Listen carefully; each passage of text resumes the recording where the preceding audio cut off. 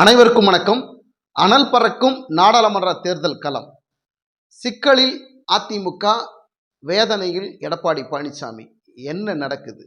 அதிமுகவில் பல்வேறு பிரச்சனைகள், கூட்டணி பிரச்சனைகள். அதாவது அதிமுகவில் பார்த்தீங்கன்னா தேமுதிக, பாமக இவங்களெல்லாம் ஒன்றிணைத்து, கூடவே பார்த்தீங்கன்னா தமிழ் மாநில காங்கிரஸ் இவங்கெல்லாம் ஒன்றிணைத்து ஒரு மாபெரும் கூட்டணி அமைக்கலான்னு எடப்பாடி பழனிசாமி ஒரு திட்டம் போடுறாரு.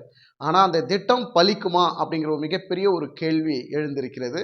நாடாளுமன்ற தேர்தலில் பாஜக அதிமுகவை விடுவதாக இல்லை. அதிமுகவை மீண்டும் நெருங்கும் பாஜக. சிக்கலில் அதிமுக, வேதனையில் எடப்பாடி பழனிசாமி அவர்கள். என்ன நடக்கிறது? நாடாளுமன்ற தேர்தலில் அதிமுக தனித்து போட்டியிடுமா, போட்டியிடாதா? பாஜகவுடன் மீண்டும் கூட்டணிக்குள் சென்று இந்த நாடாளுமன்ற தேர்தலை சந்திக்குமா அப்படின்னு பல்வேறு கேள்விகள் இன்றைக்கு சமூக வலைதளங்களிலும் மட்டுமல்லாமல் அரசியல் வட்டாரத்திலும் மிகப்பெரிய பேசுபொருளாக மாறியிருக்கிறது. எடப்பாடி பழனிசாமி நிலைமை இப்படின்னா, நேற்று பார்த்தீங்கன்னாக்கா மெரினா கடற்கரையில் திடீர்னு ஓ பன்னீர்செல்வமும் சசிகலாவும் சந்தித்து பேசியிருக்கிறார்கள். இந்த சந்திப்பு யதார்த்தமாக நடந்ததா இல்லை சொல்லி வச்சு சந்தித்தார்களா என்று ஒரு கேள்வியும் எழுகிறது. காரணம், அறிஞர் அண்ணா அப்படின்னுடைய சமாதிக்கும், எம்ஜிஆர் சமாதிக்கும், ஜெயலலிதா அவர்கள் சமாதிக்கும் அஞ்சலி செலுத்தி விட்டு அவர் வெளியில் வராரு.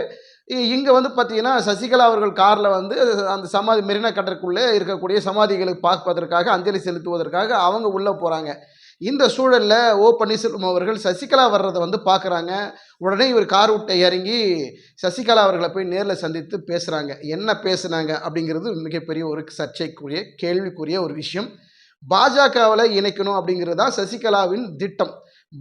பாஜகவில் அதிமுகவை இணைத்து வருகிற நாடாளுமன்ற தேர்தலில் நம்ம சந்திக்கணும். அதனால் நம்ம அதிமுக ஒன்றிணைக்கணும். நீங்கள் பொறுத்திருங்க, நம்மெல்லாம் ஒன்றிணைவதற்கு வாய்ப்பு இருக்குது, கொஞ்சம் பொறுங்க, வெயிட் அண்ட் சி அப்படின்னு சசிகலா அவர்கள் தரப்பில் சசிகலா அவங்க சொல்கிறாங்க. இந்த பக்கம் பார்த்தீங்கன்னா டிடிவி தினகரன் அதிமுகவில் நான் இணையவே வாய்ப்பே கிடையாது, அதிமுகவில் நான் கூட்டணிக்கு வரமாட்டேன்னு டிடிவி தினகரன் சொல்கிறார். ஆனால் இதே பார்த்து இன்னொரு பக்கம் பார்த்தீங்கன்னா அண்ணாமலை அதிமுகவை இரண்டாக பிளவுபட்டு இருக்கக்கூடிய சூழலில் அதிமுகவை பாஜகவில் இணைக்கணும் அப்படிங்கிற அவர் ஒரு சாதுரியமான கணக்கு, அண்ணாமலையும் கணக்கு போடுறாரு. ஸோ எடப்பாடி பழனிசாமிக்கு மிகப்பெரிய ஒரு நெருக்கடியும் மன உளைச்சலையும் ஏற்படுத்தியிருக்கக்கூடிய இந்த நாடாளுமன்ற தேர்தல் ஒரு தனித்துவமாக தன்னிச்சையாக செயல்படுவதற்கு என்ன விடுறீங்களாப்பா? நான் தான் பாஜகவிலேருந்து வெளியே வந்துட்டேன்னு சொல்கிறேன், மீண்டும் மீண்டும் ஏன்பா அந்த கூட்டணிக்குள்ளே என்னை இணைக்கிறீங்க? என்னை தனியாக விட்டிங்கன்னா நான் ஜெயிச்சு காட்டுறேன் பாருன்னு அவர் ஒரு பக்கம் புலம்பிக்கிட்டு இருக்கிறாரு. ஸோ சிக்கலில் மாட்டிக்கிட்டு இருக்கக்கூடிய எடப்பாடி பழனிசாமி இந்த சிக்கலிலிருந்து மீள்வாரா, இல்லை அதிமுகவுடன் மீண்டும் கூட்டணிக்குள்ளே போவாரா?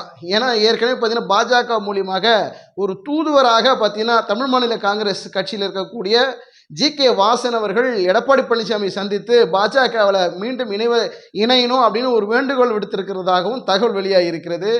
இந்த சூழலில் சசிகலாவையும் சந்தித்து பேசுவார், ஓ பன்னீர்செல்வத்தையும் சந்தித்து பேசுவார் அப்படிங்கிற சூழலும் இருக்கிறது.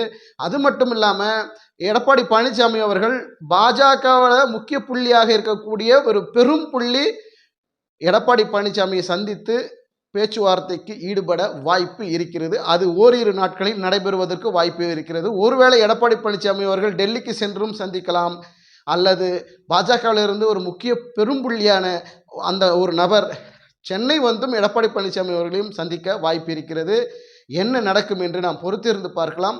அதே நேரத்தில் நாடாளுமன்ற தேர்தல் அனல் பறக்கும் இந்த சூழலில் எல்லா கட்சிகளும் வெவ்வேறு தளங்களில் பயங்கரமான புது வியூகங்களை வகுத்து ஈடுபட்டுருக்கிறாங்க. இந்த சூழல் எடப்பாடி பழனிசாமி இப்படி ஒரு சிக்கல் இருக்கிறது, அவருக்கு ஒரு பின்னடைவு ஏற்படுவதற்கு வாய்ப்பு இருக்கிறதா, இல்லை தனித்து பல்வேறு விஷயங்களை நிர்வாகிகளுடன் கலந்து பேசி தேர்தல் யுக்திகளை நம்ம பல்வேறு வேலைகளை இறங்கலானா என்ன ஃப்ரீயாக விடமாட்டேங்கிறீங்களாப்பா அப்படின்னு ஒரு மிகப்பெரிய டென்ஷனில் எடப்பாடி பழனிசாமி இருக்கிறார். பொறுத்திருந்து பார்ப்போம் என்ன நடக்கிறது என்று.